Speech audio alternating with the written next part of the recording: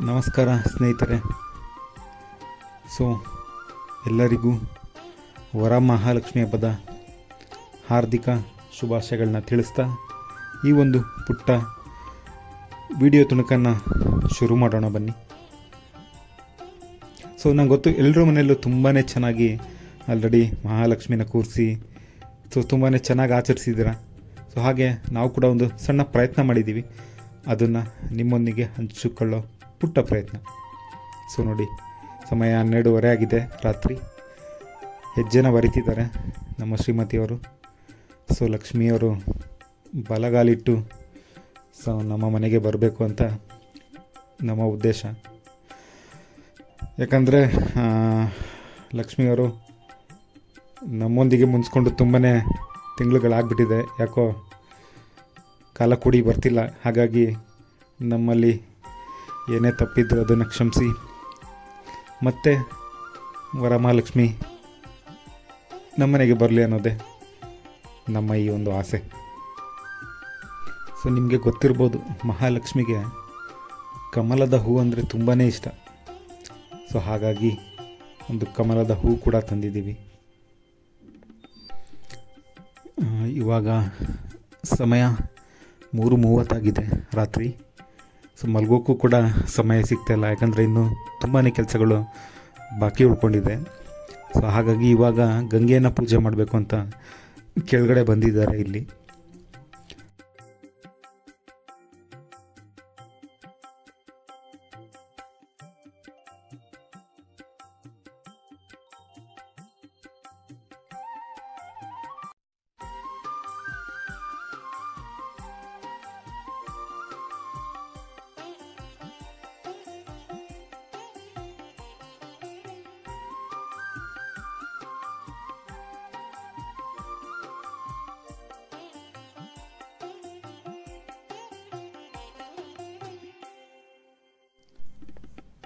ನಮ್ಮ ಶ್ರೀಮತಿಯವ್ರಿಗೆ ಈ ಪೂಜೆ ಅಂತ ಹೇಳಿದ್ರೆ ಸಾಕು, ತುಂಬಾ ಭಕ್ತಿ ಅವಳಿಗೆ. ಸೊ ಹಾಗಾಗಿ ಅವಳು ಪೂಜೆ ಮಾಡೋದನ್ನೆಲ್ಲ ನೋಡಿ ನನಗೆ, ಸೊ ನನಗೂ ಕೂಡ ನೋಡಿ ಇವತ್ತು ನಿದ್ರೆ ಮಾಡಬೇಕು ಅಂತಲೇ ಅನ್ನಿಸ್ಲಿಲ್ಲ. ಅಷ್ಟೊಂದು ಅವಳು ಮಾಡೋ ಪೂಜೆ ನನಗೂ ತುಂಬಾ ಇಷ್ಟ ಆಗಿಬಿಡುತ್ತೆ. ಸೊ ಹಾಗಾಗಿ ನಾನು ಆಲ್ವೇಸು ದೇವರಲ್ಲಿ ಕೇಳ್ಕೊಳ್ತಾ ಇರ್ತೀನಿ. ಸೊ ದೇವರು ಯಾವುದೇ ವಿಷಯದಲ್ಲಿ ನನ್ನನ್ನು ಡಿಸಪಾಯಿಂಟ್ ಮಾಡಿದರೂ ಪರವಾಗಿಲ್ಲ. ಸೊ ಈ ಮದುವೆ ಅನ್ನೋ ವಿಷಯದಲ್ಲಿ ನಾನು ಕೇಳ್ಕೊಂಡಿರೋವಂಥ ಕ್ಕಿಂತ ಹೆಚ್ಚಾಗಿ ಕೊಟ್ಟಿದ್ದಾನೆ. ಹಾಗಾಗಿ I always proud of my wife.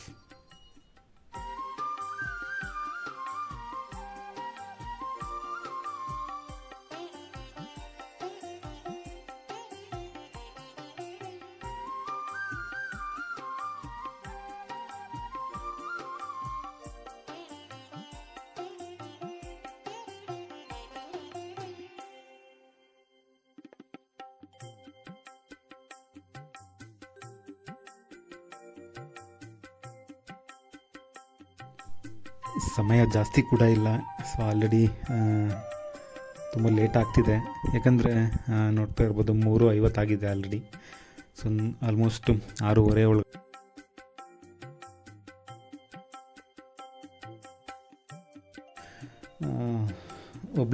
ಒಬ್ಬಳೇ ತುಂಬಾ ಕೆಲಸ ಮಾಡ್ತಿದ್ದಾಳೆ. ಯಾಕಂದರೆ ಇವತ್ತು ನಾವು ಇಬ್ಬರೇ ಬೆಂಗಳೂರಲ್ಲಿ ಮಾಡ್ತಿರೋದು.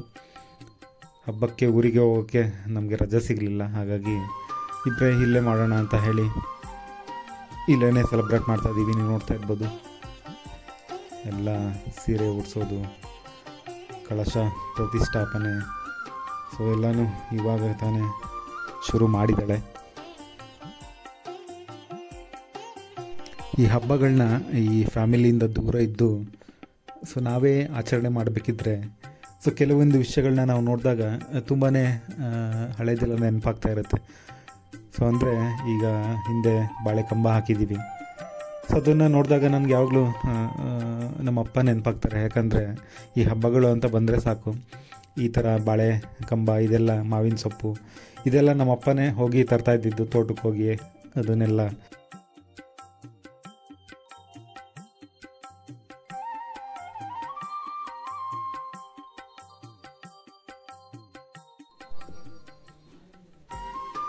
ಸೊ ಅಂತೂ ಸಮಯ 5 ಗಂಟೆ ಆಗಿದೆ. ಸೊ ಆಲ್ಮೋಸ್ಟ್ ಸೀರೆ ಉಡಿಸಿ ಎಲ್ಲ ರೆಡಿ ಮಾಡಿದ್ದಾಳೆ.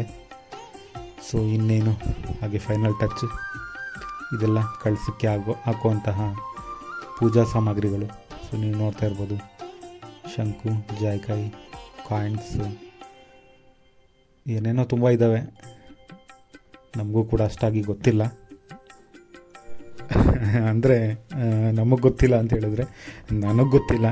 ಸೊ ಅವಳಿಗೆ ತುಂಬಾ ಪ್ರತಿಯೊಂದು ಅವಳೇ ತಂದಿರೋದು. ಸೊ ಹಾಗಾಗಿ ಸೊ ಈ ಒಂದು ಪೂಜೆಯ ಪ್ರತಿಯೊಂದು ಕ್ರೆಡಿಟ್ಸ್ ಕೂಡ ಅವಳಿಗೆ ಸಲ್ಲಬೇಕು.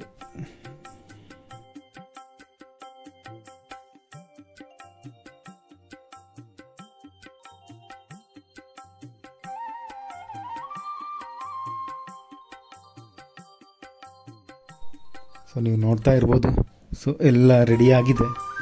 ಸೊ ಅಮ್ಮನವರ ಅಲಂಕಾರ ಎಷ್ಟು ಚೆನ್ನಾಗಿ ಕಾಣಿಸ್ತಿದೆ ಅಂತ ಹೇಳಿದ್ರೆ, ಈ ಹಬ್ಬಗಳು ಅಂತ ಅಂದ್ರೇ ಸಾಕು, ಏನೋ ಒಂಥರ ಮನಸ್ಸಲ್ಲಿ ಹೂವಿನ ಪರಿಮಳ, ಆ ಕರ್ಪೂರದ ಘಮ, ಇಲ್ಲಿ ಕಾಣಿಸ್ತಿರೋ ರಂಗೋಲಿ, ಅದನ್ನು ಎಕ್ಸ್ಪ್ಲೇನ್ ಮಾಡೋಕ್ಕೂ ಕೂಡ ಆಗಲ್ಲ, ಅಷ್ಟು ಚೆನ್ನಾಗಿ ಅನಿಸುತ್ತೆ ಪ್ರತಿಯೊಂದು ಹಬ್ಬ ಕೂಡ.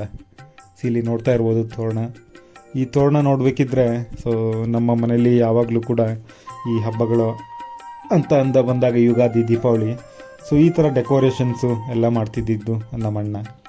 ಸೊ ನಾವೇನಿಲ್ಲ, ಸುಮ್ಮನೆ ಹಾಗೆ ಸಣ್ಣ ಪುಟ್ಟ ಸಹಾಯ ಅಷ್ಟೇ. ಸೊ ಪ್ರತಿಯೊಂದು ಕೂಡ ಅವರೇ ಬಾಗಿಲಿಗೆ ತೋರಣ ಕಟ್ಟಿ, ಹೂ ಹಾಕಿ, ಅಲಂಕಾರ ಎಲ್ಲ ಅವರೇ ಮಾಡ್ತಿದ್ರು. ಸೊ ಇವಾಗ ನೋಡ್ತಾ ಇರ್ಬೋದು, ಚೆನ್ನಾಗಿ ಬಂದಿದೆ ಅಂತ ಅಂದ್ಕೊಳ್ತೀವಿ.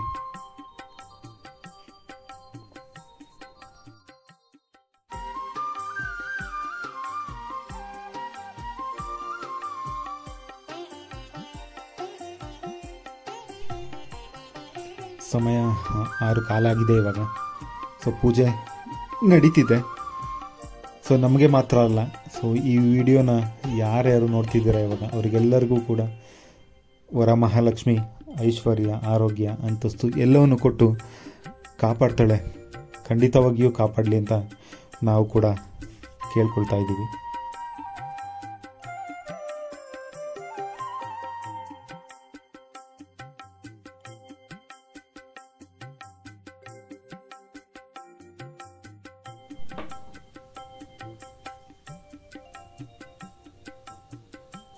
ಸೊ ಇವಾಗ ಮುಂಜಾನೆ ಬೆಳಕಾದ್ಮೇಲೆ ನೈವೇದ್ಯಕ್ಕೆ ಮತ್ತೆ ಇಡಬೇಕು ಅಂತ ಹೇಳಿ ಒಬ್ಬಟ್ಟು ಮಾಡ್ತಿದ್ದಾಳೆ.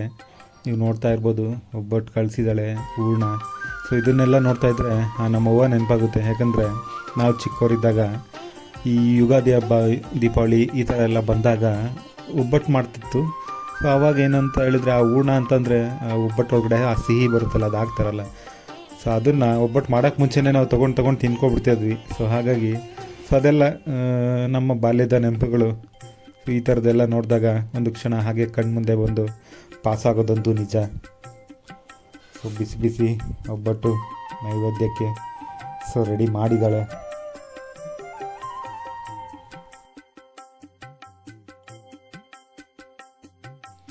ಸೊ ಇವಾಗ ಮತ್ತೆ ಸಾಯಂಕಾಲ ಪೂಜೆ ಮಾಡ್ತಿದ್ದಾಳೆ. ಯಾಕಂದರೆ ಸಂಜೆ ಅಟ್ಲೀಸ್ಟು ಒಂದು 5 ಜನ ಮುತ್ತೈದೆಯರನ್ನ ಕರೆದು ಬಾಗಿನ ಕೊಡಬೇಕು ಅಂತ ಈ ಹಬ್ಬದ ಒಂದು ಪ್ರತೀತಿ. ಸೊ ನೀವು ನೋಡ್ತಾ ಇರ್ಬೋದು, ಸೊ ಅಕ್ಕಪಕ್ಕದ ಮನೆಯವರೆಲ್ಲ ಬಂದಿದ್ದಾರೆ.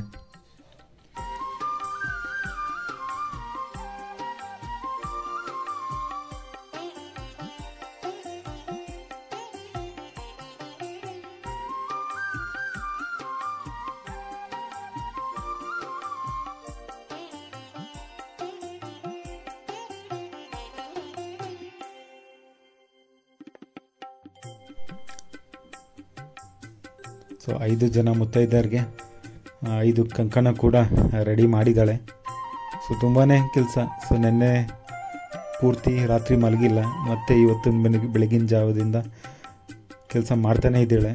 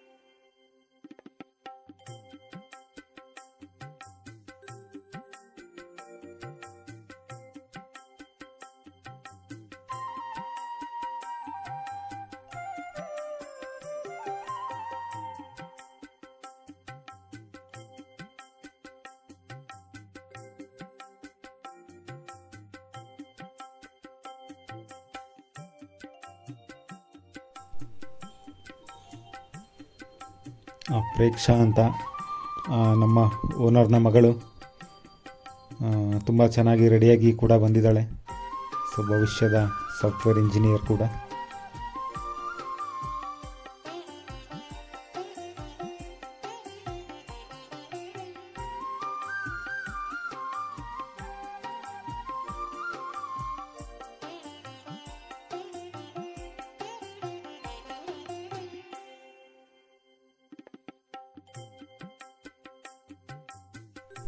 ಇವಾಗ ಅರಿಶಿಣ ಕುಂಕುಮ ಎಲ್ಲ ಕೊಟ್ಟು ಪೂಜೆ ಎಲ್ಲ ಮುಗಿಸಿದ್ದಾಳೆ. ಸೊ ಹಾಗಾಗಿ ಕೆಂಪಾರತಿ ಮಾಡೋಕ್ಕೆ ಎಲ್ಲ ರೆಡಿ ಮಾಡಿದ್ದಾಳೆ.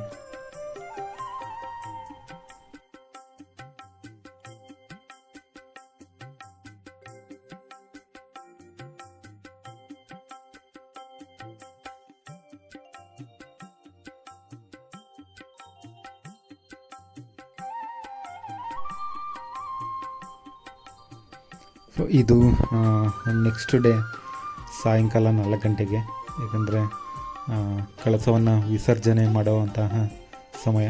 ಹಾಗಾಗಿ ಒಂದು ಲಕ್ಷ್ಮಿಗೆ ಪ್ರಿಯವಾದ ಆ ಸಜ್ಜಿಗೆ ಅದನ್ನು ಮಾಡಿ ನೈವೇದ್ಯಕ್ಕೆ ಇಟ್ಟು ಕಳಸವನ್ನು ವಿಸರ್ಜನೆ ಮಾಡೋಕ್ಕೆ ಎಲ್ಲ ರೆಡಿ ಮಾಡಿದ್ದಾಳೆ.